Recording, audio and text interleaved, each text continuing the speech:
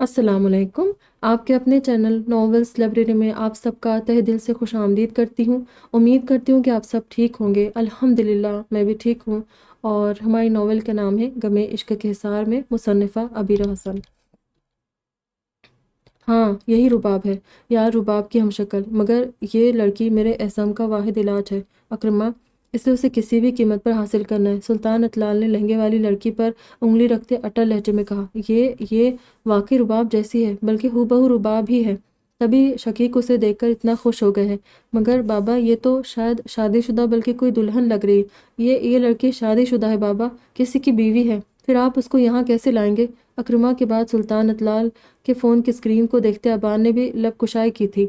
یہ کسی کی بیوی ہو یا پھر کسی کی محبوبہ، مگر اب یہ میرے بیٹے کے لیے اس کی رباب بن چکی ہے، تو اسے میں کسی بھی قیمت پر اور کہیں سے بھی اعظم کے لیے لے کر آؤں گا ابان۔ سلطان اطلال حتمی انداز میں بولتے ہوئے اپنا فون اکرمہ کے ہاتھ سے لے کر وہاں سے اٹھ گئے تھے، جبکہ اکرمہ اور ابان ساکت سے بیٹھے باپ کی پشت کو دیکھتے رہ گئے تھے۔ وہ حیرت بھری نظروں سے علاء کا سرخ چہرہ دیکھتا رہ گیا تھا۔ بھیگی پلکوں کی وجہ سے وہ فوراً پہچان چکا تھا کہ وہ رو رہی تھی۔ ان کی شادی کے بعد سے کچھ ایک دنوں کے اندر یہ دوسری بار تھا جب علاء کی آنکھوں میں اس کی وجہ سے آنسو آئے تھے۔ علاء، ادھر میری طرف دیکھو۔ وہ اپنے سامنے کھڑی علاء کا جھکا سر دیکھتے ہوئے حکمیہ لہجے میں بولا۔ علاء نے گہری سانس بھرتے ہوئے سر اٹھا کر دیکھا۔ تم رو رہی تھی؟ نہیں، میں روتی نہیں استاد محترم، سپاٹ لہجے میں بولتی پلٹنے لگی کہ ارتضیٰ نے اس کی کلائی پکڑتے جھٹکے سے اس کا رخ اپنی طرف کر لیا۔ اب تم جھوٹ بولنا بھی سیکھ گئی ہو، کھینچ کر اسے اپنے ساتھ لگا کر پوچھنے لگا تھا، ساتھ ہی اس کی کمر کو ایک بازو کے حصار میں جکڑ لیا تھا کہ کہیں وہ بنا جواب دیے واپس نہ مڑ جائے۔ مگر علاء خاموش کھڑی، سپاٹ چہرے کے ساتھ اسے دیکھتی رہی۔ آئی ایم سوری، اس کی بے تاثر آنکھوں میں جھانکتا ہوا دھیرے سے بولا اور جھک کر اس کی پیشانی کو چومنے لگا تھا، مگر علاء تڑپ کر اپنا چہرہ دوسری طرف کر گئی۔ تبھی ارتضیٰ نے تعصب سے نفی میں سر ہلاتے ہوئے اسے اپنے بازوؤں پر اٹھا لیا۔ بس، بہت دکھا لیا غصہ، خود اتنی سی ہو، مگر غصہ 10 بندوں کے برابر کا آتا ہے تمہیں۔ نہ جانے کس پر چلی گئی ہو۔ بڑے ابا تو بہت ٹھنڈے مزاج کے انسان ہیں، آلیان بھی اتنا کول بندہ ہے، اور تم، باپ رے، اس قدر آتش فشانی مزاج رکھتی ہو کہ بندہ بات کرتے ہوئے 100 بار سوچے۔ اور یہ بتاؤ کہ ڈنر کیوں نہیں کیا تم نے اب تک؟ وہ علاء کو باہوں میں اٹھا کر بولتا ہوا بیڈ کی طرف بڑھ گیا تھا، مگر وہ اس کے بازو میں مچھلی جاری تھی۔ میری غلامی مت کرو ارتضیٰ ملک، کیونکہ آئندہ تم نے مجھے اس بات کا طعنہ دیا تو میں تمہارا حشر نشر کر دوں گی۔ تم یہ جو مجھے فضول کے چونچلے دکھاتے ہو، یہ تمہاری اپنی مرضی ہے، میں نے تمہیں اپنی غلامی پر معمور نہیں کیا۔ ارتضیٰ کو برہمی سے گھورتے ہوئے بولی تھی، جس نے اسے بیڈ پر لا کر بٹھا دیا۔ ہاں، میرے فائٹر جیٹ، تمہاری غلامی نہیں کروں گا تو محبت کی درسگاہ سے بے دخل کر دیا جاؤں گا۔ شرارت سے بولتے ارتضیٰ نے اس کے پاس لیٹتے ہوئے کھینچ کر علاء کو اپنے پہلو میں گرا لیا تھا، پھر کروٹ کے بل اس پر جھکتے ہوئے اس کی مزاحمت کے باوجود اس کے چہرے پر جھکا تھا۔ میری جان، میری زندگی، میری خوبصورت سی علاء، اتنا جلدی غصہ مت کیا کرو نا، نہ اتنی جلدی مجھ سے بدگمان ہوا کرو۔ تم میری محبت ہو، میری زندگی ہو، میری سانسوں کی ضمانت، تمہارا ساتھ ہے۔ تم جانتی ہو علاء، تم وہ لڑکی ہو جسے میں نے اس دور میں چاہے جانے کا گناہ کیا ہے۔ جب میں کسی عورت یا لڑکی کی عزت نہیں کرتا تھا، عورت اس وقت میرے لیے محض ایک کھلونا تھی جسے اپنے جذبات کی تسکین کے لیے استعمال کر کے میں چھوڑ دیا کرتا تھا، مگر وہ تم تھی جسے دیکھ کر کبھی غلطی سے بھی میرے دل میں کوئی بیہودہ یا ناپاک خیال نہیں آیا۔ جب تم چھوٹی تھی تب بھی میں نے تمہیں اپنی چھوٹی سی دوست مان کر بالکل ایسی عزت دی جیسے میں اپنے گھر کی عورتوں کو دیا کرتا تھا۔ اماں، آپی، ایشو بچہ، پھپھو اور تم میرے پاس اس وقت کچھ ایک ہی تو معتبر و محترم رشتے تھے، جن کے لیے میں اپنے آپ کو بھی قربان کرتے ہوئے ایک لمحے کو نہیں سوچتا۔ پھر گزرتے وقت کے ساتھ میرے لیے ہماری دوستی و انسیت کب محبت میں بدلی پتہ ہی نہ چلا، اور تم کسی ٹھنڈے میٹھے نشے کی طرح قطرہ قطرہ میرے اندر تک اترتی چلی گئی، حالانکہ میں تمہارے لائق نہیں تھا۔ تمہارے سامنے تو غلاظت سے بھری ان نگاہوں کو اٹھانے کی بھی ہمت نہیں ہوتی تھی۔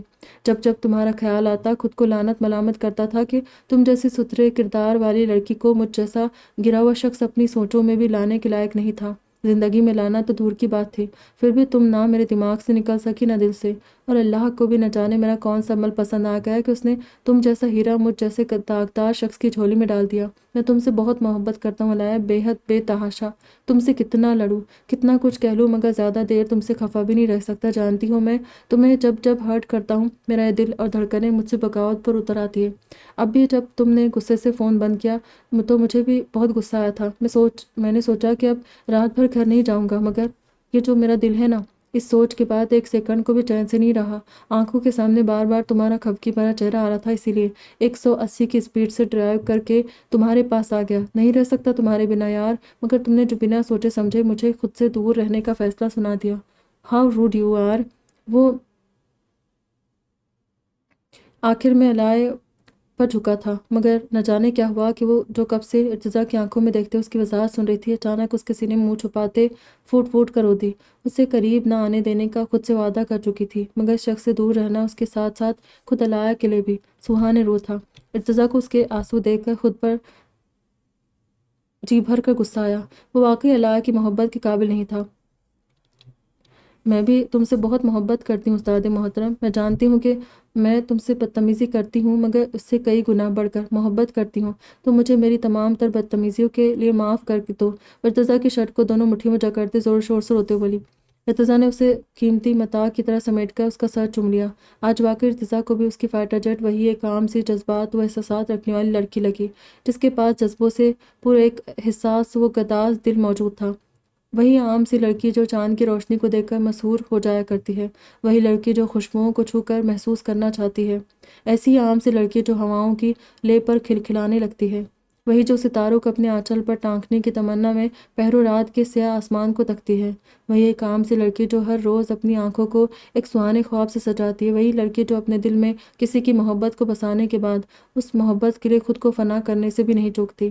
میری زندگی، میری جان، میری الائے، کس بات کی معافی سویٹ ہارٹ؟ تمہیں بھی تو بہت ہرٹ کیا میں نے، پھر کیوں معافی مانگ رہی ہو؟ بلکہ معافی تو مجھے تم سے مانگنی چاہیے، میں نے تمہارے ساتھ روڈ بیہیو کیا۔ ہماری شادی کے بعد یہ دوسری بار تم نے مجھے ہرٹ کیا استاد محترم، تمہاری وجہ سے میں 2 بار روئی، بلکہ تیسری بار، پہلی بار ہاسپٹل میں رکام والے واقعے پر روئی تھی، تب بھی تم نے مجھے بہت ہرٹ کیا۔ الائے نے اپنی ناک ارتضیٰ کی شرٹ سے رگڑتے بھرائے لہجے میں اس سے شکایت کی تھی، اور ارتضیٰ نے اس کا بچکانہ سے انداز پر کھل کر مسکرایا۔ آئی نو، بہت برا، بلکہ بہت سے بھی زیادہ برا ہوں میں الائے، میں نے تمہیں اس دوران بہت ہرٹ کیا تھا، مگر کیا کروں، بندہ بشر ہوں، غلطیاں ہو جاتی ہیں مجھ سے بھی، پلیز مجھے معاف کر دو۔ وہ اپنے سینے پر سرک کر لیٹی الائے کے ہاتھ تھام کر چھوتا ہوا بولا تھا، مگر الائے نے سر اٹھا کر اسے نہیں دیکھا۔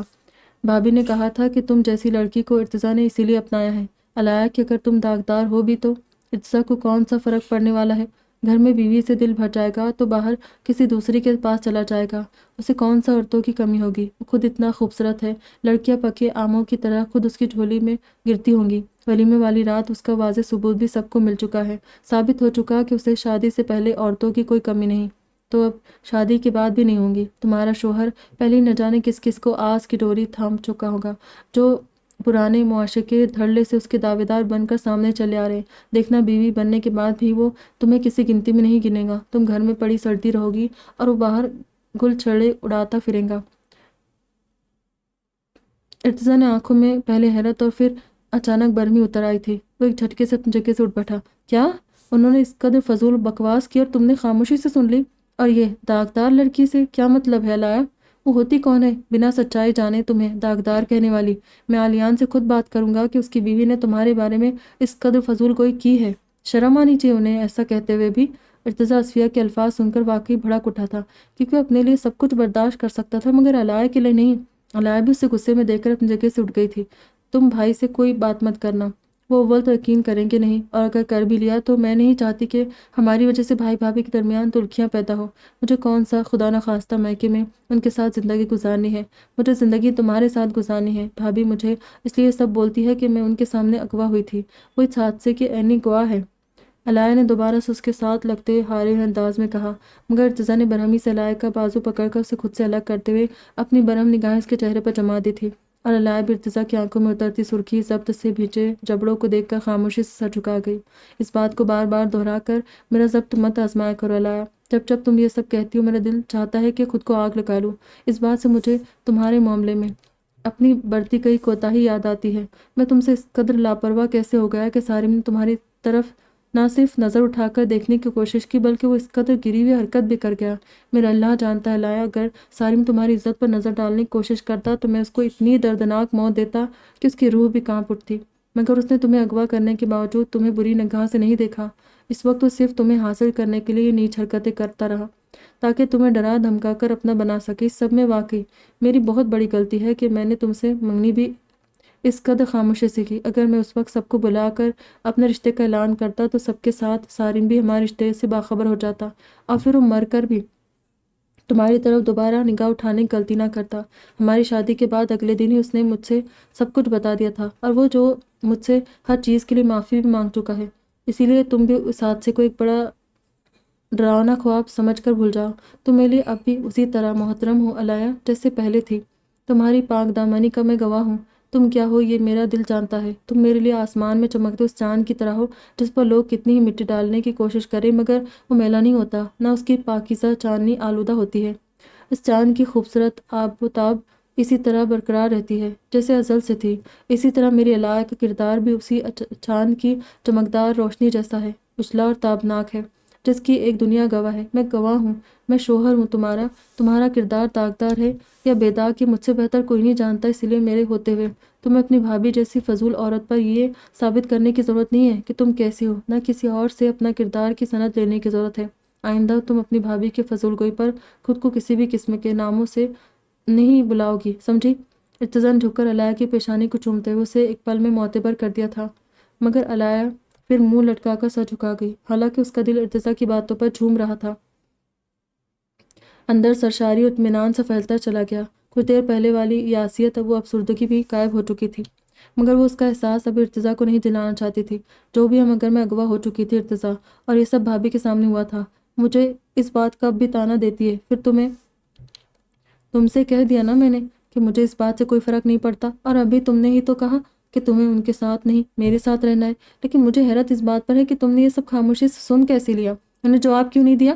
ارتضی نے منہ بناتی علایا کو دیکھ کر تعجب سے پوچھا۔ اسے واقعی حیرت ہو رہی تھی کہ اس کی فائٹر جیٹ نے کسی کی کڑوی کسیلی باتیں آخر خاموشی سے کیسے سن لی، تو 2 منٹ میں اگلے بندے کی بینڈ بجا دیا کرتی تھی۔ دیا تھا نا جواب، میں نے ان سے کہا کہ وہ ابھی ہمارے تعلق کے بارے میں جانتی کیا ہے۔ دیا تھا نا جواب، میں نے ان سے کہا کہ وہ ابھی ہمارے تعلق کے بارے میں جانتی کیا ہے۔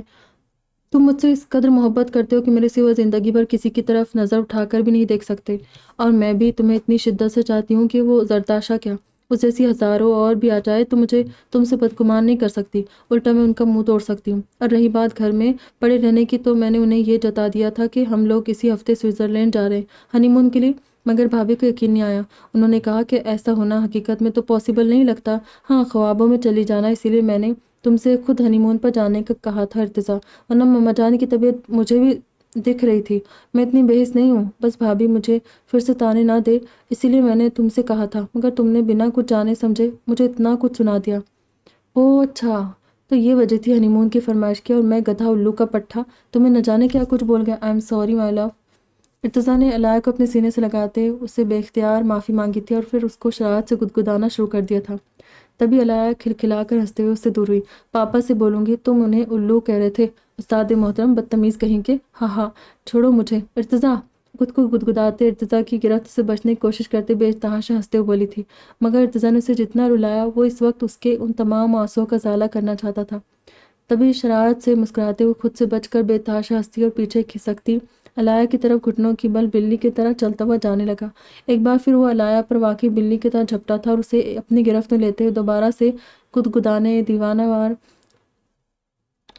ہنسنے پر مجبور کر گیا تھا۔ وہ ہنس ہنس کر جب پاگل ہونے لگی تو ارتضی نے رک کر بے اختیار اسے پیار کیا تھا۔ وہ علایا کو اپنے سحر میں جکڑ رہا تھا جو ازل سے اس کے عشق میں سرتاپا غرق تھی۔ علایا میری جان، مجھے روتی بسورتی علایا بالکل پسند نہیں۔ بڑے ابا نے تمہیں کبھی رونے نہیں دیا، میں نے بھی تمہیں کبھی روتے ہوئے نہیں پایا، مگر شادی کے بعد سے مسلسل تم یہ کام کر رہی ہو، اور بار بار کر رہی ہو۔ تم کسی کے سامنے کمزور یا بے بس نہیں ہو علایا، تمہیں کسی سے ڈرنے دبنے یا کسی کی باتوں پر اپنا دل دکھانے کی ضرورت نہیں ہے، پھر چاہے میں ہی کیوں نہ ہوں۔ تمہیں میری کوئی بات ناگوار لگتی ہے، تمہارا دل دکھاتی ہے، تو رونے کے بجائے مجھ سے لڑ لیا کرو، ایک کی 10 سنا لیا کرو، اپنے دل کی ساری بھڑاس نکال لیا کرو، چاہو تو پنچ مار کر منہ بھی توڑ سکتی ہو، مگر آئندہ یوں چپ کے رو کر میرا دل تو نہ توڑو۔ وعدہ کرو کہ اب سے تم کسی کے لیے بھی نہیں روگی، میرے لیے بھی نہیں۔ ارتضی نے علایا کے گالوں کو چھوتے ہوئے اس کے سامنے ہاتھ پھیلایا تھا، اور علایا نے اس کے پھیلے ہوئے ہاتھ پر اپنا ہاتھ بھی رکھ دیا۔ تبھی ارتضی نے شوخی سے مسکراتے اسے اپنی باہوں کے سائے میں جکڑ لیا اور اس پر جھکنے ہی لگا تھا، مگر پھر اچانک سے علایا نے اس کے پیٹ میں گھسا مارتے اسے خود سے دور ہونے پر مجبور کر دیا۔ پیچھے ہٹو پہلوان کہی کہ चिपके ही जा रहे हो। मत भूलो मैंने अभी तक खाना नहीं खाया, जल्दी जाओ और डिनर गर्म करके लाओ। मुझे रुलाने की थोड़ी सज़ा तो मिलनी चाहिए तुम्हें। खाना लाओ और मुझे खिलाओ, तभी तुम्हें माफ़ी मिलेंगी। अलाया उसकी बात पर खुशी से निहाल हो गई थी, मगर बज़ाहिर मुंह बनाते उसने इर्तिज़ा को पीछे धकेल दिया, जबकि इर्तिज़ा हैरत से मुंह खोलकर उसे देखने लगा। दिमाग चल गया है क्या? खिलाने की हद तक ठीक है, मगर खाना गर्म कौन करेगा? मुझे ये सब काम नहीं आते। मेरी अम्मा ने मुझे कभी खुद से उठकर एक गिलास पानी भी नहीं लेने दिया, और तुम चाह रही हो कि मैं किचन में जाकर खाना गर्म करूं? इम्पॉसिबल। चलो उठो, खुद खाना गर्म करके लाओ, फिर मैं अपनी अलाया को अपने हाथों से खिलाऊंगा। वो अचानक भड़का बोला था, मगर आखिरी जुमले पर उसका लहजा नहायत मीठा था। यह अलाया को मक्खन लगाने की कोशिश थी, जिसके साथ ही अमली मुजाहरा भी किया गया था। तभी बेड की माइती की तरफ मज़े से कोहनी के बल लेटी अलाया के साथ वो खुद भी लाड़ से चिपक कर लेट गया, मगर अलाया तलमला कर अपनी जगह से उठ बैठी। खुद से चिपके इर्तिज़ा को भी उसने गुस्से से पीछे धकेल दिया। हाँ हाँ, अम्मा की लाडो, वो अम्मा का राज था ना। ये बीवी का दौर है, फिक्र मत करो। अम्मा ने जो कोताही की है उसे मैं सुधार दूंगी। उनके फोहड़ बेटे को मैं कुछ ही दिन में सुगर बना दूंगी। अब उठो, वरना याद है ना, अगर खाना नहीं लाए तो फिर मुझे भूल जाना। ये जो अभी इतना फैल फैल कर खाना ना लाने की सूरत रात भर अपने साय को भी छूने नहीं दूंगी, याद रखना। धमकियां मत दो, शौहर तुम्हारा, साय समेत तुम पर भी पूरा हक है। देखता हूँ क्या बिगाड़ लेती हूँ मेरा। ज़बरदस्ती? यानी अब तुम मेरे साथ ज़बरदस्ती भी करोगे? आंखें सुकेड़ कर हमें उचकाते हुए इर्तिज़ा की आंखों में झांक कर पूछने लगी थी। तभी इर्तिज़ा का जोर झाग की तरफ बैठ गया। यार किसी ने देख लिया तो? तुम नहीं जानती, बहुत जलील करेंगे सब। इर्तिज़ा ने पैर झुलाती अलाया को बेबसी से देखते कहा, मेरी तरह इतनी रात को कोई तुम्हारी चौकीदारी पर नहीं बैठा होगा। फिक्र मत करो, कोई नहीं देखेगा। सब सोने चले गए हैं, और अगर किसी ने देख भी लिया तो कह देना कि अलाया सो गई इसलिए अपने लिए कर रहे हो। कौन सा तुम्हारे सर पर किसी ने बंदूक रख देनी है। अब जाओ जल्दी, तुम्हारे लिए मैंने कोफ्ते भी बनाए थे और यखनी पुलाव भी गर्म कर लेना। एक नया ऑर्डर जारी हुआ। मैं रात में चावल नहीं खाता, इर्तिज़ा ने दांत पिसते उसे जताया। तो मत खाना, मैं तो खाऊंगी, मुझे बहुत पसंद है, इसलिए मैंने बनाया था। मेरे लिए लेकर आओ, वरना मैं भूखी सो जाऊंगी। और हाँ, रायता चटनी भी ज़रूर लाना, फ्रिज में रखा हुआ होगा। अलाया ने खुद को खशमगीन नज़रों से देखते इर्तिज़ा को शान बेनियाज़ी से हुक्म दिया था, और मरता क्या ना करता कि मस्ताक वो पैर पटकता और रूम से बाहर चला गया कि बीवी का भूखा सोना भी उसे मंजूर नहीं था, और उसकी बात मानना भी शान के खिलाफ महसूस हो रहा था। मगर क्या करता, बीवी की खातिर उसका हुक्म भी मुंह बनाते हुए ही सही पूरा तो करना ही था। तलमिलाता हुआ बेडरूम से निकलकर किचन में चलाया, और फिर फ्रिज से ढूंढ कर एक एक डिश निकालना और माइक्रोवेव में गर्म करना भी एक अलग ही मरहला था। कोफ्तों का सालन फ्रिज से निकालते हुए चिकनी डिश उसके हाथों से फिसल कर फर्श पर लौटने लगी, जिसे उसने बड़ी मुश्किल से पलटने से रोका था।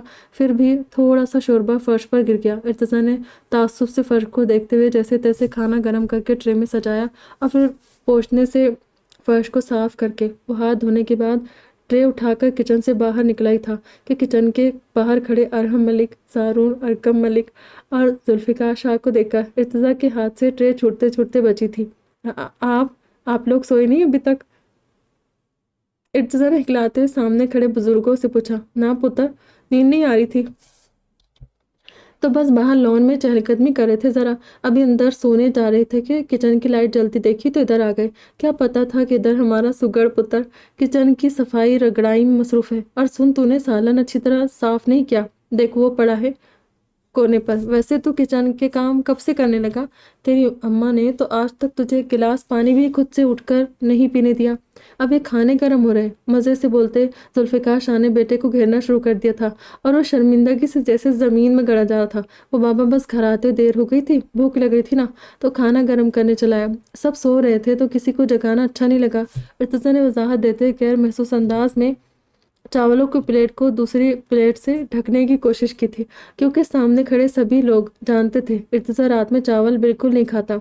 ओए, तो वो जो हम एक हफ्ते पहले तेरे लिए एक अदद बीवी लाए थे वो कहाँ है, जो ये सब काम तुझे करने पड़े? अलाया से कहना था ना, गर्म करके दे देती।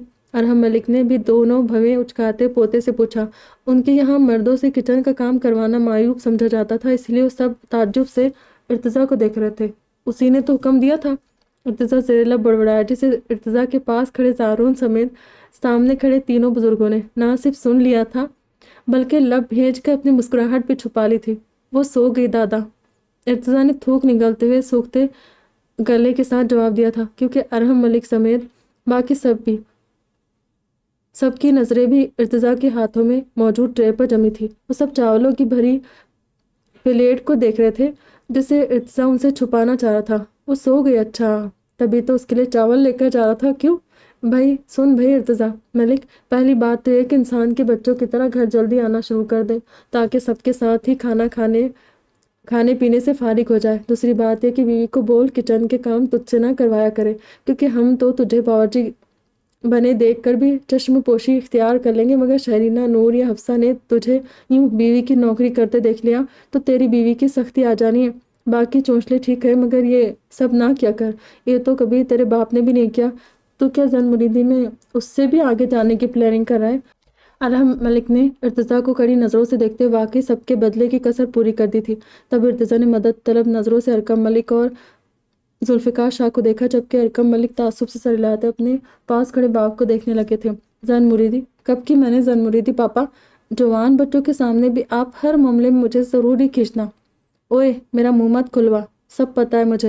ये मुंह लेकर उसके सामने बोलना जिसने तेरी जवानी से इस उम्र तक के ड्रामे ना देखे हो। शरीना, नूर और रादिया सबके दौर का पता है मुझे। कहे तो बताऊं अभी? अरहम मलिक के बरहमी से बोलने पर अरकम मलिक वाकई सटपटा गए थे। तभी उन्होंने अपने दोनों हाथ बाप के सामने जोड़ दिए। ज़ारून और जुल्फ़िकार शाह उन दोनों को देखकर महजूज हो रहे थे। खुदा के लिए पापा, ये देख ले मेरे जुड़े हुए हाथ। मेरे बच्चों के सामने बख्श दिया करे मुझे। इर्तिजा, जाओ बेटा। तुम्हारे दादा जान ने कभी तुम्हारे बाप को रियायत नहीं दी तो तुम्हें क्या देंगे? ये अपने बच्चों को कभी मार्जिन नहीं देते, अरकम मलिक ने मुंह बनाते हुए कहा था, और इर्तिजा के पास खड़े ज़ारून ने मुस्कुराते उसे वहां से निकलने का इशारा किया। तब इर्तिजा सर पर पैर रखकर ट्रेलिए ऊपर भाग गया था और पीछे खड़े वो सब के सब मुस्कुराते अपने अपने रूम की तरफ बढ़ गए। इरकाम और उज़ैर चाय पीने कैंटीन गए थे। इस वक्त नूर के रूम में बस शरीना और हफ्सा बेगम मौजूद थी। नूर शाम से सो रही थी और अभी तक नहीं जागी थी। आप ही मुझे सहारा दे, ज़रा दिल घबरा रहा है मेरा, लेटे लेटे कुछ देर बैठना चाहती हूँ। नूर की आंख खुल चुकी थी और नज़र बेख्तियार अपने सामने सोफे पर मौजूद हफ्सा बेगम पर पड़ी, जो शरीना से बात करी थी। मगर फिर वो नूर की आवाज़ सुनकर लपकते उनके पास आई, उन्हें सहारे से बैठ के पुश्त से टेक लगाकर बिठा दिया। शरीना भी धीरे धीरे चलते नूर के सामने चली आई। नूर, क्या मुझसे भी खफा हो तुम? मैं जानती हूँ तुम्हारी मलिक साहब के साथ झगड़े की असल वजह मैं हूँ। शरीना ने सर झुकाकर नूर के पैरों वाली साइड बैठते हुए कहा था। उनकी बात पर नूर चौंक कर, जबकि हफ्सा बेगम हैरत से शरीना को देखने लगी। नहीं आपी, मैं आपकी वजह से क्यों लड़ूंगी मलिक साहब से? वो तो मेरी ही कोताहियाँ हैं जिन्होंने मुझे ये दिन दिखाया। मैं हकीकत जानती हूँ नूर, मलिक साहब मुझे सब बता चुके हैं। मैंने जवानी से अब तक कोशिश की है कि मैं इस हकीकत के साथ ज़िंदगी गुजारूँ कि मेरे शौहर अब मेरे साथ साथ तुम्हारे रादिया के भी हैं। मैं ये नहीं कहूँगी कि मैंने शुरुआत में इस मामले में बहुत आला ज़र्फ़ी का मुजाहरा किया। एक इंसान होने के नाते मुझसे भी गलतियाँ हुई, मगर तुम मेरी जगह खुद को रख कर सोचना और फिर बताना कि मेरे दिल पर क्या बीती होंगी। सोचो नूर, उस वक्त के बारे में जब मेरे शोहर बिला शिरकत गहरे बस मेरे थे। फिर अचानक एक दिन मुझे पता चला कि अब उन पर बस मेरा हक नहीं रहा, उन्हें मेरे साथ तकसीम करने को ये और आने वाली है। अभी मैं उसी झटके से संभल नहीं सकी कि अचानक उन्हें मुझसे छीन लिया गया। कितना तड़पी थी मैं, कितना रोई, कितना कुल्लाई थी। तुम मुझे बताओ उस वक्त क्या करती मैं नूर? मेरे शोहर की मोहब्बत को मेरे साथ मज़ीद 2 जगह बांट दिया गया। मैं आम सी औरत थी नूर, मगर मुझे ख़ास बनने पर मजबूर होना पड़ा। पापा ने कहा कि मेरे नबी की अज़वाज मुतहरात ने भी ये कुर्बानी दी थी। शहीना भी तुम क्यों नहीं कर सकती? अपना दिल बड़ा करो। वो ये देख ही नहीं सके कि मेरा दिल तो मेरे पास था ही नहीं, वो तो मैंने कब का उनके बेटे को दान कर दिया था। और मेरे मलिक साहब उस दिल की हिफाजत करते करते अपनी ज़ात को हार बैठे। पापा ने मुझे सहाबा कराम की मिसाल दी थी, मगर वो मुझे इस इब्तदाई दौर से आज के दौर तक का फ़र्क समझा ही नहीं सके। और फिर यूँ हुआ कि गुज़रते वक्त के साथ मैं सब कुछ खुद ही समझती गई। मर्द की 4 शादियों का एक किस्सा जब से शुरू हुआ, वो दौर औरत की बका का इब्तदाई दौर था। उससे पहले तो औरत को ज़िंदा रहने का हक भी हासिल नहीं था, तो उसके जज्बात की फ़िक्र कौन करता? औरत को ज़िंदा रहने के साथ उसकी शख्सी आज़ादी और दूसरे वो तमाम हुकूक जो उसकी ज़ात के तहफ़्फ़ुज़ के लिए ज़रूरी थे, मेरे प्यारे नबी सल्लल्लाहु अलैहि वसल्लम के नबूवत पर सरफराज होने के बाद मिलना शुरू हुए। मेरे नबी सल्लल्लाहु अलैहि वसल्लम औरत के मुख्तलिफ रूप और रिश्तों के ज़रिए अपनी उम्मत को उसकी अहमियत के बारे में बता गए। औरत को मान, मोहब्बत, अहमियत और चाहे जाने का एहसास दिया, उसके हुकूक को अव्वलियत दी। औरत अगर माँ है तो उसकी औलाद को माँ के पैरों तले जन्नत होने की नवीद दी। अगर बीवी है तो बताया कि बीवी के साथ मोहब्बत से पेश आने वाला मर्द आपका पसंदीदा तरीन शख्स और बेहतरीन मुसलमान है। अगर वो बहन या बेटी है तो उसकी बेहतरीन तरबियत करने और फिर बालिग होने के बाद निकाह करने वाले बाप और भाई को ना सिर्फ जन्नती होने की खुशखबरी दी, बल्कि उन्हें जन्नत में अपना पड़ोसी भी बताया। گز عورت کے عروج کی شروعات یہاں سے ہوئی، جس میں سب سے اہم رشتہ ماں کے بعد بیوی کا بتایا۔ عورت کو بیوی بننے کے اعزاز کے ساتھ جو عزت و تکریم عطا کی گئی، اس کے عوض اس نے خود کو شوہر کی اطاعت کے لیے وقف کیا، کیونکہ عورت کے لیے بھی جنت کی ضمانت شوہر کی رضامندی کو قرار دے دیا گیا۔ پھر یہی وہ دور تھا جب عورت کو عزت کی زندگی دینے کے لیے مرد کو ایک سے زائد نکاح کا حکم دیا گیا، تاکہ عورت کی عزت و قدر میں کوئی کمی نہ آئے، کوئی مرد کسی عورت کا استحصال نہ کر سکے، مرد اسے محض اپنے دل لگی کا سامان نہ سمجھنے لگے، اس سے اپنی ضرورت پوری کر کے اسے بے یار و مددگار نہ چھوڑ دے۔ اسی لیے پسند آنے والی عورت کے ساتھ نکاح کا حکم رکھا گیا۔ یہ حکم مرد و عورت کے احساسات کو دیکھ کر اور اس وقت کی ضرورت کو مد نظر رکھ کر دیا گیا تھا۔ اس حکم کے پیچھے میرے رب کی ہزاروں مصلحتیں پوشیدہ تھیں، لیکن پھر بدلتے وقت کے ساتھ لوگوں کی ترجیحات، سوچ اور انداز زندگی بدلنے لگا۔ دین کا اجالا ہر سو پھیلنے لگا اور اسے پھیلانے کی جستجو میں جو مشکلات درپیش آئی وہ بھی دھیرے دھیرے ختم ہو گئی تھی، آسانیاں پیدا ہونے لگی۔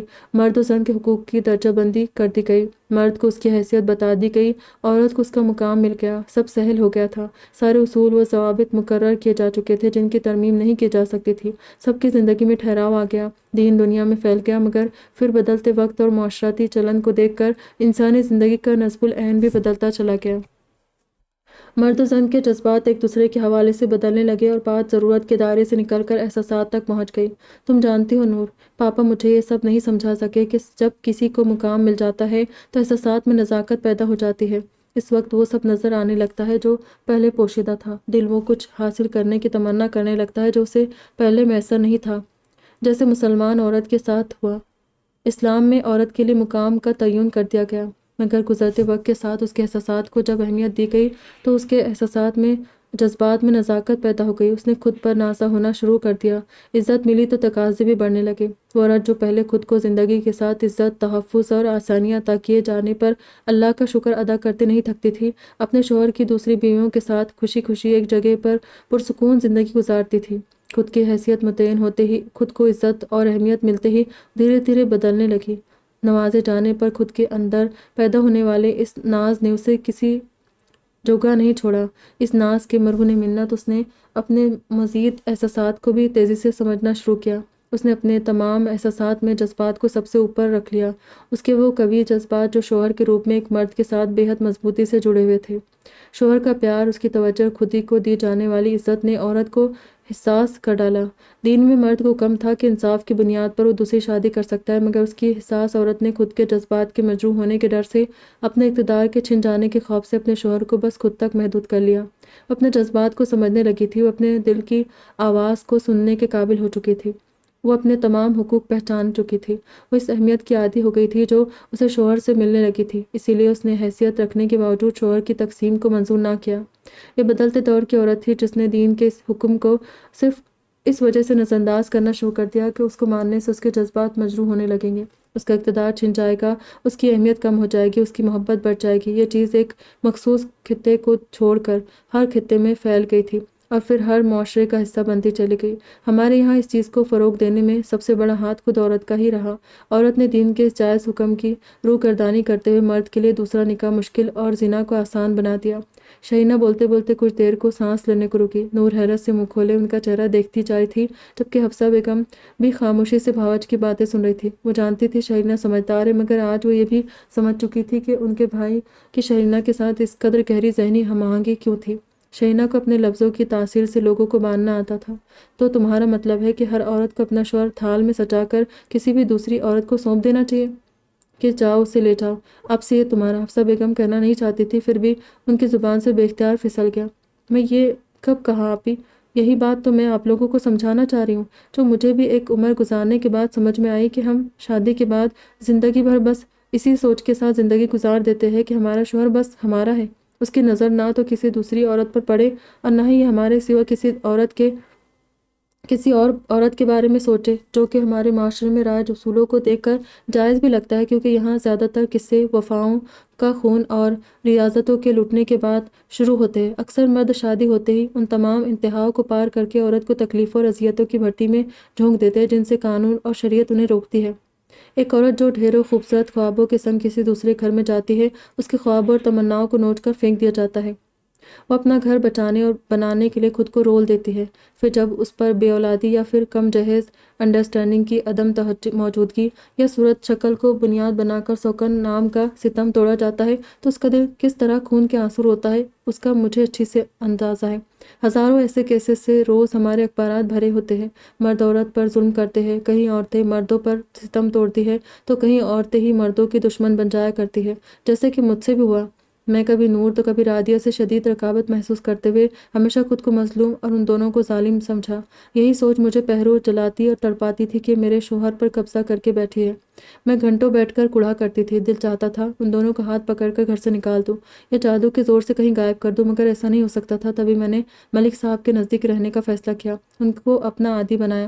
اسے میری خود غرضی بھی کہہ سکتی ہو تم نور، کہ تم دونوں کے ساتھ میں داستہ یا ناداستگی میں ظلم کرتی چلی گئی، جس کا سب سے بڑا نقصان رادیہ کو ہوا۔ وہ اپنے شوہر کے التفات کے لیے تڑپتے ہوئے اپنی جان سے چلی گئی، مگر پھر آدھی زندگی گزرنے اور رادیہ کو کھونے کے بعد جب میں نے ملک صاحب کو ٹوٹنے کے عمل سے گزرتے دیکھا، تب جیسے مجھے کسی نے جھنجھوڑ کر رکھ دیا۔ میں اپنے محبوب شوہر کے درد پر تڑپ اٹھی، پہرو رو رو کر اللہ سے معافی طلب کرنے کے ساتھ اپنے شوہر کی صحت والی زندگی مانگنے لگی۔ اپنی غرض کے لیے میں نے اپنے شوہر کے ساتھ بھی ظلم کیا، اور پھر گزرتے وقت کے ساتھ جب میں نے مردوں کی اس ایک سے زیادہ شادیوں کے عمل کو دیکھنا شروع کیا تو دھیرے دھیرے مجھ پر حقیقت بھی منکشف ہونا شروع ہوئی کہ دین میں ہمارے لیے بنائے گئے مقدس قانون دراصل ہمارے فائدے اور بہتری کے لیے ہی ہے، مگر یہ ہماری بدقسمتی ہے کہ دین جب ہم تک پہنچا اس کے خالص پن میں ہم نے اپنے مروجہ اصول بھی شامل کر دیے۔ ہم دین پر بس اسی حد تک چلنا چاہتے ہیں جس حد تک ہمیں اس میں اپنے لیے آسانی دکھائی دیتی ہے، فائدہ نظر آتا ہے۔ جہاں بات ہمارے مزاج کے خلاف ہونے لگتی ہے ہم فوراً دین سے روگردانی شروع کر دیتے ہیں، دین کے احکامات سے بچنے کے لیے سینکڑوں جواز بنا لیتے، ہزاروں دلیلیں گھڑ لیتے، سیدھے راستے پر چلنے کے بجائے بیچ کا راستہ منتخب کر لیتے ہیں، آسانیاں ڈھونڈنے لگتے ہیں۔ یہی وجہ ہے کہ ہماری زندگیوں سے اصل ختم ہوتا جا رہا ہے اور ہم نقل کی تقلید کرنے لگتے ہیں، غیر مذاہب، غیر لوگوں اور غیر معاشرے کی نقل۔ تبھی تو ہمیں بھی وہی مشکلات پیش آنے لگی ہے جو ان کی زندگیوں کا حصہ ہے۔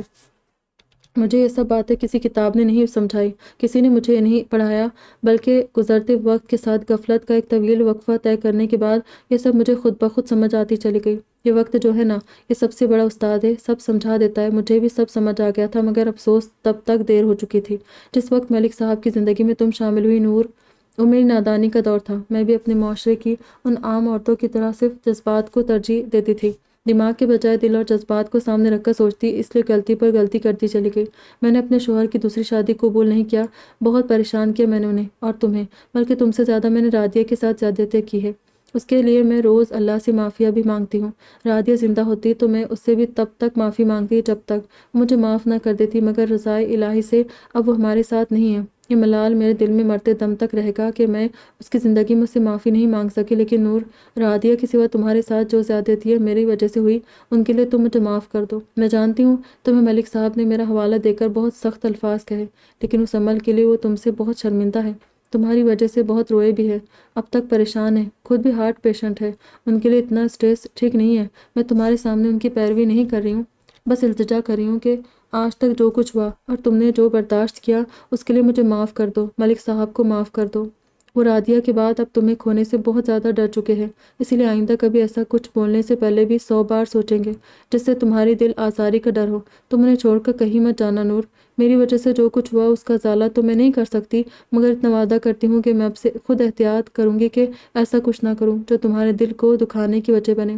میں ملک صاحب سے خود ہی دور رہنے کی کوشش کروں گی۔ اور روانگی سے بولتی شہینہ کے لبوں پر اچانک نور کا لرزتا ہاتھ آ کر ٹھہر گیا، دھیرے دھیرے کھسکتے ہوئے آگے تک چلی آئی اور انہوں نے شہینہ کے ہونٹوں پر ہاتھ رکھ کر انہیں چپ کروا دیا تھا۔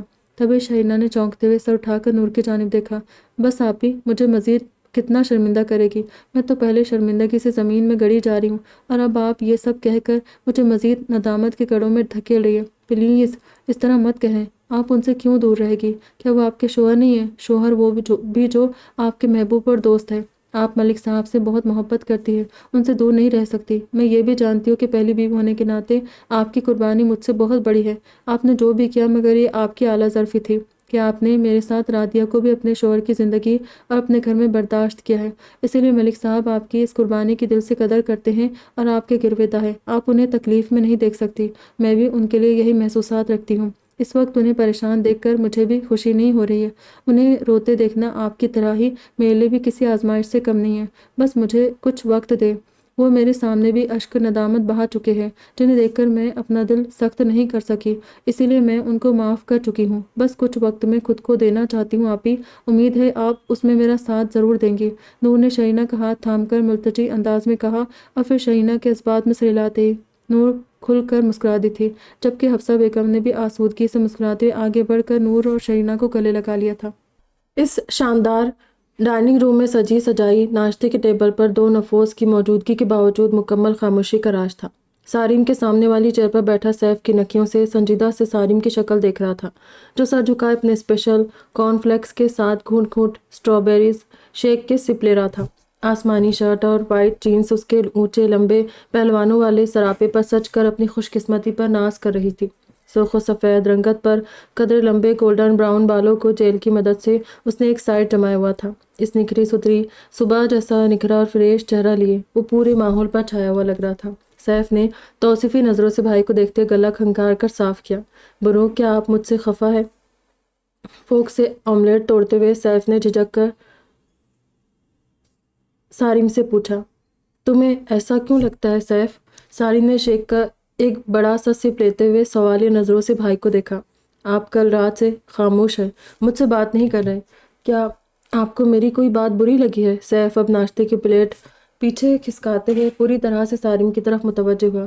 تم نے ارقام ملک کو رعایت دے کر اچھا نہیں کیا سیف، تم نے میرا بھائی ہونے کے باوجود اپنے دشمن کو یوں ہی چھوڑ دیا۔ تمہاری یہ فیاضی مجھے بہت بری لگی۔ اس نے تمہیں ایک تھپڑ مارا تھا، تم اس کا وہی ہاتھ توڑ دیتے، سب کے سامنے اسے اتنا مارتے کہ وہ اپنے پیروں پر کھڑا رہنے کے لائق نہیں رہتا، تب جا کر میں فخر سے کہتا تم میرے بھائی ہو۔ سارم نے اپنے ہاتھ میں موجود چمچ ٹیبل پر پٹکتے ہوئے غصے سے کہا۔ اسے تو ارقام ملک تبھی سے پسند نہیں تھا جب سے اسے پتہ چلا کہ وہ شراب کے نشے میں علایا کے گھر جا کر اس سے دست درازی کی کوشش کر چکا تھا۔ اسی وقت سے سارم اس سے کھار کھانے لگا تھا، اور اب بھائی کے ساتھ بدتمیزی کا سن کر تو اس کا مزید ارقام ملک پر دماغ خراب ہو چکا تھا۔ جبکہ سیف خاموشی سے سارم کا چہرہ دیکھتا رہا۔ برو، وہ ارتضیٰ بھائی کا چھوٹا بھائی ہے، ہمارا کوئی دشمن نہیں ہے۔ آپ جانتے ہیں نا کہ ارتضیٰ بھائی ہمارے لیے کیا ہے۔ اس وقت لاکھ بھائی نے اسے سزا دینے کا اختیار مجھے دیا، مگر میں جانتا ہوں اگر میں بقول آپ کے میں ارقام کا ایسا حال کرتا کہ وہ اپنے پیروں پر کھڑے رہنے کے بھی لائق نہیں رہتا تو ارتضیٰ بھائی کو اس کا حشر دیکھ کر اتنی ہی تکلیف ہوتی جتنی آپ کو مجھے اس ٹارچر سیل میں دیکھ کر ہو رہی تھی۔ سنجیدگی سے بولتا سیف آخری بات پر مسکرانے لگا تھا، تبھی سارم نے چونک کر اس کا چہرہ دیکھا جو مسکراتے اسے ہی دیکھ رہا تھا۔ مجھے کیوں تکلیف ہوتی؟ تم نے جیسا کیا ویسا بھرا۔ اس ارقام کو کچھ نہیں کہہ سکتے، مگر اس انوسنٹ لڑکی پر اپنا ٹیرر چھاڑ کر خوش ہو رہے تھے، بے وقوف۔ سارم نے سیف کے مسکراتے چہرے سے نگاہیں چراتے ہوئے منہ بنا کر کہا۔ ارقام ملک کو رعایت اس لیے دی کہ وہ ارتضیٰ بھائی کا چھوٹا بھائی تھا، مگر وہ انوسنٹ لڑکی سزا کی حقدار تھے۔ میں اسے سمجھانا چاہتا تھا کہ آئندہ بنا کسی کی اصلیت جانے اس کے ساتھ الجھے نہ زبان درازی کرے۔ امید ہے وہ سمجھ گئی ہوگی، اور اسے مزید سمجھداری سکھانے کا بھی انتظام کرنے والا ہوں۔ وہ آپ کے بھائی کی زندگی میں بہت جلد بیوی کے روپ میں وارد ہوگی۔ برو، اپنے لیے جگ سے جوس گلاس میں پلٹے ہوئے سیف نے مطمئن سے انداز میں کہا، اور اس کی بات سن کر شیک پیتے سارم کے گلے میں زور کا پھندا لگا تھا۔ منہ میں بھرا شیک پھوار کی صورت باہر نکلا تھا، تبھی زور زور سے کھانستے اس نے ٹیبل پر رکھے ٹشو اٹھا کر اپنے ہونٹوں کو صاف کیا اور حیرت بھری نظروں سے بھائی کو دیکھا۔ کیا کہا تم نے؟ وہی جو آپ نے سنا، مجھے وہ لڑکی اپنے لیے پسند آ چکی ہے، اس کے بارے میں پوری معلومات کروا چکا ہوں۔ وہ نیو یارک میں رہتی ہے، مسلمان ہے اور اپنے ماں باپ کی اکلوتی بیٹی ہے۔ اس کے پیرنٹس ترکی کے رہنے والے تھے جو اب مر چکے ہیں، اسی لیے وہ اکیلی اپنی دادی کے ساتھ ایک چھوٹے سے اپارٹمنٹ میں رہتی ہے۔ آرکیٹیکٹ بننا اس کا خواب ہے، اسی لیے بی آرٹ کر رہی ہے۔ جتنی انفارمیشن میں اس کے متعلق نکال چکا ہوں، میرے لیے بس اتنا ہی کافی ہے۔ اب آگے کا کام آپ کا ہے، یعنی مجھے اور اسے ایک کرنے کی ذمہ داری آپ کی ہے۔ ارتضیٰ بھائی، ڈیڈ یا موم، ایلین سمیت اس کے گھر والے، سب کچھ آپ کا درد سر ہے۔ آپ یہ سب کیسے کریں گے مجھے نہیں پتا، مگر آپ کو میرے لیے یہ کرنا پڑے گا، اتنا میں جانتا ہوں۔ میں نہیں کہتا کہ وہ مجھے نہیں ملی تو میں مر جاؤں گا، مگر ہاں، آپ اتنا جان لیں کہ وہ نہیں تو کوئی نہیں۔ اس سے پہلے میری زندگی میں دور دور تک کہیں کوئی لڑکی نہیں رہی، اور اب اس کے سوا بھی کوئی نہیں آ سکتی۔ مجھے زیر کرنے کی کوشش کریں گے تو اسے بھول جائیں گے۔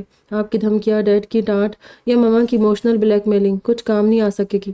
میں کسی اور لڑکی کو اپنی زندگی میں بیوی کی جگہ نہیں دوں گا، بس وہی لڑکی مجھے اپنی زندگی میں چاہیے۔ برو، ایلین سے پہلے میں نے ایسا کسی کے لیے فیل نہیں کیا اور آگے بھی نہیں کر سکوں گا، اسی لیے بس ایلین۔ اس کے سوا کوئی نہیں۔ سیف ایک کے بعد ایک سارم کی سماعتوں پر دھماکے کر کے اسے ششدر سا بیٹھا چھوڑ گیا تھا اور سارم ڈائننگ روم سے باہر نکلتے سیف کی پشت دیکھتا رہ گیا۔ جانتے ہو اس نے یہ دیدہ دلیری کس سے سیکھی؟ تم سے۔ تم نے اسے یہ راستہ دکھایا ہے، تم نے اس گناہ کو اس کے سامنے آسان بنا کر پیش کیا ہے۔ آج دیکھو تمہاری ایک نیچ حرکت کا کیا نتیجہ نکلا ہے۔ جو کچھ تم کر چکے ہو وہی اب تمہارا چھوٹا بھائی کر رہا ہے۔ وہ تمہارے نقش قدم پر چل رہا ہے۔ جو ذلالت تم نے دکھائی تھی اب وہ بھی وہی کر رہا ہے۔ سارم کے کانوں میں اچانک ارتضیٰ کی آواز گونجی تھی۔ تو کیا سیف واقعی اس کے نقش قدم پر چل رہا تھا؟ کیا اس کی زندگی میں بھی کوئی علایہ چلی آئی تھی؟ سیف بھی دوسرا سارم شیرازی بننے والا تھا۔ اگر ایسا ہو جاتا تو سارم کو تو سنبھالنے والے کئی ہاتھ تھے، مگر سیف کو کون سنبھالتا؟ ارتضیٰ سارا بار سارم کے کندھوں پر ڈال دیتا۔ ڈیڈ بھی اسے ہی مورد الزام ٹھہراتے۔ سارم ساکت بیٹھا آگے آنے والے سارے حالات کے بارے میں سوچ ہی رہا تھا کہ اچانک ٹیبل پر پڑا اس کا فون بج اٹھا۔ فون کی بیل نے سارم کو اپنی سوچوں پر بریک لگانے کے لیے مجبور کیا۔ اس نے چونک کر فون کی اسکرین کو دیکھا۔ ارتضیٰ کی کال تھی۔ السلام علیکم بھائی جی، اس نے سیدھے بیٹھتے ہوئے پوچھا اور دوسری طرف کی بات سننے لگا۔ سیف کو بھی لاؤ۔ اوکے۔ دوسری طرف موجود ارتضیٰ کی بات سنتے سارم نے مختصراً کہتے کال ڈراپ کر دی تھی۔ پھر پرسوچ انداز میں 2 منٹ ٹیبل کو گھورنے کے بعد اپنے بالوں میں ہاتھ پھیرتے ہوئے ایک گہری سانس بھر کر اپنی جگہ سے اٹھا۔ ارتضیٰ کے حکم کے مطابق 10 منٹ کے بعد وہ سیف کو ساتھ لیے ملک ہاؤس پہنچ گیا تھا۔ ارتضیٰ سب کے ساتھ ڈائننگ روم میں موجود تھا۔ سارم ارتضیٰ کے بلانے پر سیف کو لیے سیدھا ڈائننگ روم میں چلا آیا۔ اندر ٹیبل کے گرد گھر کے سارے افراد موجود تھے۔ خواتین سب کو ناشتہ سرو کر رہی تھی۔ اوئے پتر آ جاؤ، بالکل صحیح وقت پر آئے ہو۔ آؤ ہمارے ساتھ ناشتہ کرو۔ ارحم ملک ان دونوں بھائیوں کو دیکھ کر خوشدلی سے مسکرائے تھے اور اپنی جگہ سے اٹھتے ہوئے انہوں نے ان دونوں بھائیوں کو گلے لگا کر ان کی تکریم بھی کی تھی۔ ارحم ملک بھی بہت محبت و شفقت سے ان دونوں سے ملے۔ پھر سب کے ساتھ ذوالفقار شاہ بھی خوشدلی سے ان سے ملے تھے۔ اشال بھی سارم اور سیف کو دیکھتے ہی کھل اٹھی، جبکہ علایہ نے سارم کو ایسے اگنور کیا جیسے وہ وہاں موجود ہی نہ ہو۔ ہاں سیف کے سلام کا اس نے مسکرا کر جواب دیا۔ سارم بھیا، سیف بھیا، آئے پہلے ناشتہ کریں۔ نہیں گڑیا، ہم لوگ بس یہاں آنے سے پہلے ناشتہ ہی کر رہے تھے، ہمارا ناشتہ ہو چکا۔ سارم نے مسکرا کر اسے باقاعدے سے معذرت کر لی۔ پھر وہ دونوں ذوالفقار شاہ کے ساتھ باتوں میں مصروف ہو گئے، جبکہ ذوالفقار شاہ کے پاس بیٹھے زراق نے ذرا سی پلکیں اٹھا کر بیوی کا چہرہ دیکھا تھا۔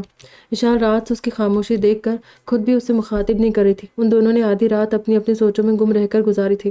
دونوں ایک دوسرے سے بے نیاز بیٹھ کے الگ الگ کنارے پر پڑے رہے تھے اور پھر نہ جانے کس وقت خود ہی تھک کر سو گئے۔ صبح نماز کے وقت جب ازراق کی آنکھ کھلی تب اشال بیڈ پر موجود نہیں تھی۔ اس کے متعلق سوچتا ہوا فریش ہونے چلا گیا اور پھر جس وقت نماز کے لیے نیچے آیا تھا تب وہ اسے کچن میں مصروف ملی تھی۔ ازراق کو پتہ تھا ذوالفقار شاہ اور ارحم ملک فجر کے فوراً بعد ناشتہ کر لیتے تھے، تبھی اشال نانا اور باپ کے لیے ناشتہ بنانے کچن میں چلی آئی۔ رات سے اب تک ان دونوں کے درمیان بات نہیں ہو سکی تھی۔ حالانکہ ازراق نے کئی بار اشال کو مخاطب کرنے کی کوشش کی، مگر سب کی موجودگی کے خیال سے وہ خاموش ہو گیا تھا۔ اس نے اشال کے ساتھ روڈ بیہیو نہیں کیا تھا، مگر وہ تھوڑی سی سختی ضرور اختیار کر گیا تھا۔ اسی لیے اشال اس سے خوفزدہ تھی اور ازراق اس کے اسی ڈر کو ختم کرنا چاہتا تھا جس کے لیے اسے تنہائی درکار تھی۔ تبھی وہ رات ہونے کا انتظار کر رہا تھا جب وہ تنہا اپنی اشال کے ساتھ اپنے بیڈ روم میں موجود ہوتا۔ تم اشال اور عفا کو لے کر مما جان کے پاس ہاسپٹل چلے جاؤ، پاپا بھی تھوڑی دیر میں ہاسپٹل سے ہوتے ہوئے آفس آ جائیں گے۔ ارتضیٰ کی آواز پر وہ اپنی سوچوں سے نکلتے ہوئے چونک کر اس کا چہرہ دیکھنے لگا۔ جی بھائی، ازراق نے اس بات میں سر ہلایا۔ صبح ہی سمیر اور انیلا سعدی کے ساتھ نور کا ناشتہ لے کر ہاسپٹل چلے گئے اور حفصہ بیگم کے ساتھ شہرینہ، ارکام اور عزیر واپس گھر چلے آئے تھے۔ کچھ دیر پہلے وہ ناشتے سے فارغ ہو کر آرام کرنے اپنے اپنے روم میں گئے تھے، اسی لیے اب اشال اور عفا ہاسپٹل جا رہی تھی۔ عفا، ذرا چھوٹے کو جلدی نیچے بھیجو اور تم لوگ ہاسپٹل کے لیے نکلو، آپ ادھر اکیلی ہوگی۔ ان لوگوں کو پھر واپس فیصل آباد کے لیے بھی نکلنا ہے، بچے وہاں پھپھو کے پاس ہے۔ ارتضیٰ نے ڈائننگ روم سے باہر نکلتی عفا سے کہا تھا اور ارکام کا نام سن کر سیف کے ساتھ سارم نے بھی چونک کر ارتضیٰ کو دیکھا تھا، جبکہ عفا اس بات میں سر ہلاتے ہوئے اوپر چلی گئی تھی۔